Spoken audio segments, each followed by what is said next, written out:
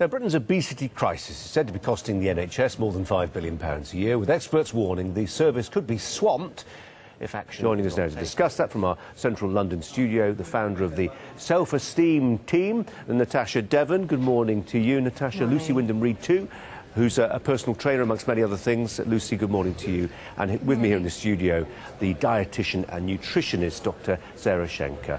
Before we get started, though, a reminder that you can join our debate too. If you have any thoughts today, tweet us at Sky News, including the hashtag Sky Debate, text on 84501, or email news@sky.com. Do let us know what you think. If there are any points you want to put to our guests, we'll try and weave them in as we go along.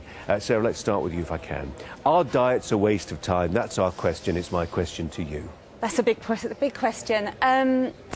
No, they're not a waste of time, but it's not one size fits all, and we have to recognise, and we do recognise, that people eat for all sorts of reasons. There's emotional issues, there's constraints on people's time and their lifestyles and everything. Diet has to be a priority, but we also have to recognise that we live in the real world, and we have to find a way of being sympathetic enough on the one hand to people with problems, but also being strong enough on the other hand for people that do need to change their weight so that it impacts better on their health. We can't just strong say... enough. We'll come back to strong enough. What strong enough means. And we're obsessed, we in the media, about body shape, Sarah. We are absolutely. Everyone Hang on, is Lucy, hold your horses. I love Lucy's passion, but I think she's too simplistic. You know, if you just give somebody a one-size-fits-all diet, a lot of people will fail. We really have to help people change their behaviour. There's a lot going on up here that we really need to help people with, but we also need to take a tough stance like she's doing, passionate, tough stance, to say your health is one of the most important things about you. And yes, you can be healthy and bigger than the norm, so we don't have to be Jennifer Aniston or Cameron Diaz.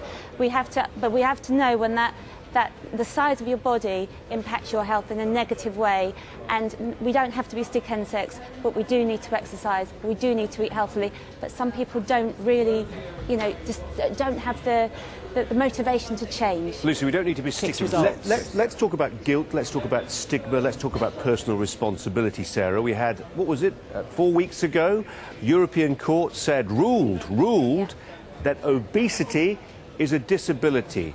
Where's the personal responsibility, the desire to be disciplined and exercise self-will if actually you can contract out your conscience by saying it's actually a disability? Absolutely. I think that's a real backward step. Do you? Yes, definitely. We do have a personal responsibility. We do need to look to ourselves. Nobody can do it for us. Nobody is beyond losing weight. It's not an impossible thing. Everyone can do it, but some people, the